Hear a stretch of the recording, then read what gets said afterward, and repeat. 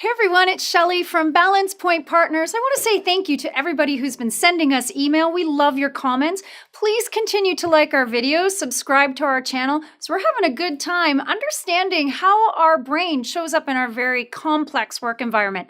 Now in today's episode, it's pretty exciting. Chris emailed me. He has a friend he'd like us to meet. It's George, our office caveman. That's right. We're going to talk about what happens when our primitive brain shows up in our work environment. So stay tuned.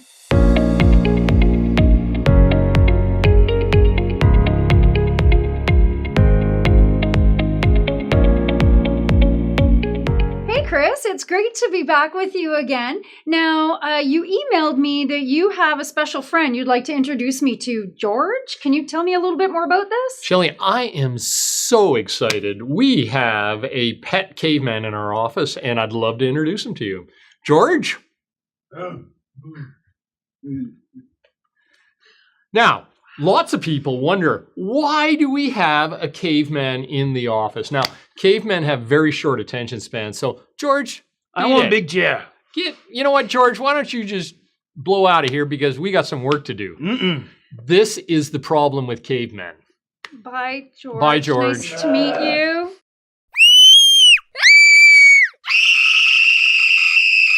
Wow, Chris, your friend George. Quite an interesting fellow. So listen, I'm guessing that George did very well in his environment many, many years ago. However, what does it look like in this new, rather complex work environment we find ourselves in?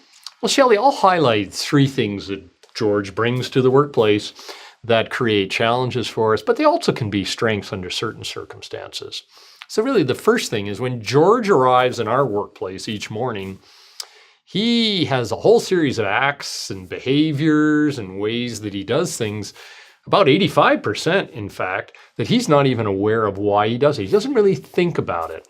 And when he comes to the workplace and most of the stuff that he doesn't know why, that creates all kinds of problems. But you know something interesting? So do we.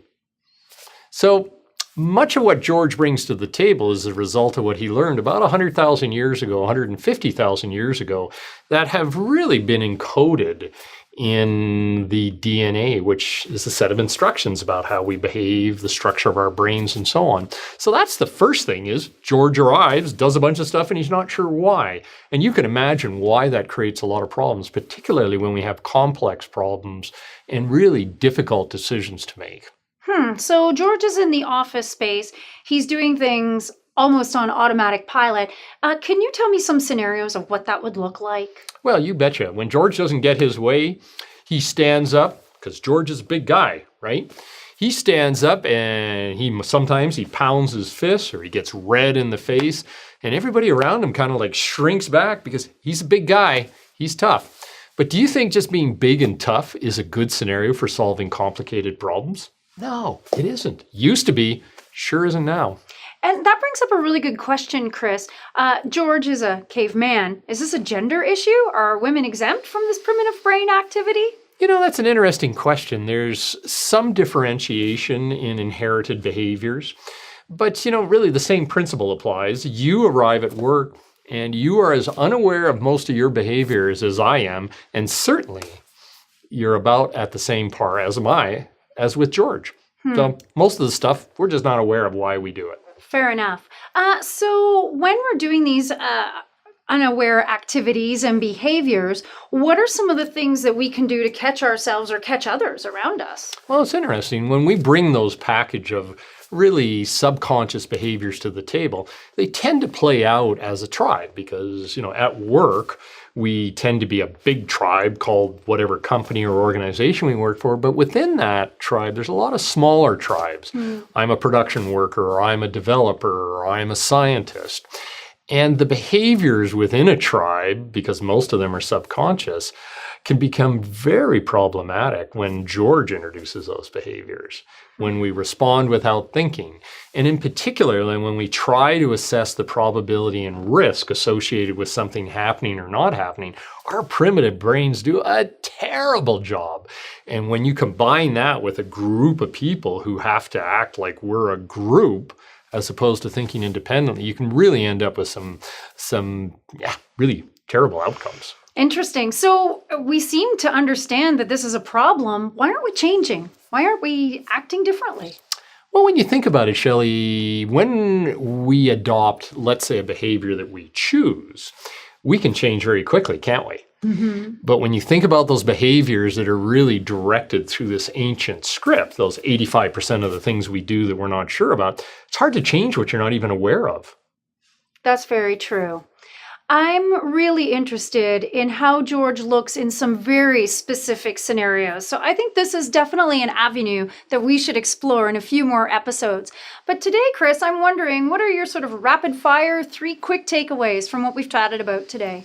Well, Shelley, when your version of George arrives in the office, and your version of George is everybody in your office, by the way, there's 3 things that you always want to be aware of. Most of our behaviors are instinctual. And so that if you just take it at face value, doesn't matter whether you're in a board meeting, when you're working on products together, working in a marketing campaign, you always have to look behind the behaviors and understand whether or not those behaviors are going to serve what you're trying to get done. The second thing you always want to do is remember, we're a tribe, and understand the instinctive rules of being in a tribe. The biggest person's in charge. The toughest one wins.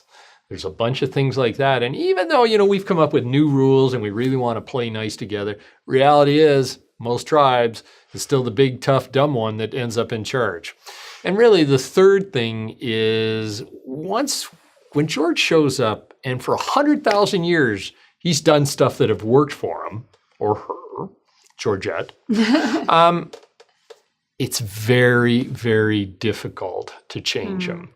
And so when you look at any kind of change within an organization, you'll find that really at a cognitive level, we're in many cases built to resist change. So those are the 3 things that I'd say when your caveman checks his time card in, he's bringing those 3 things with him. Interesting. This is going to be a fascinating series. Thanks so much, Chris. We love looking at the quirky ways our brain shows up in the modern workplace, so please join us for our next episode. And until then, I'm Shelley. I'm Chris, and I'm a caveman too. Take care.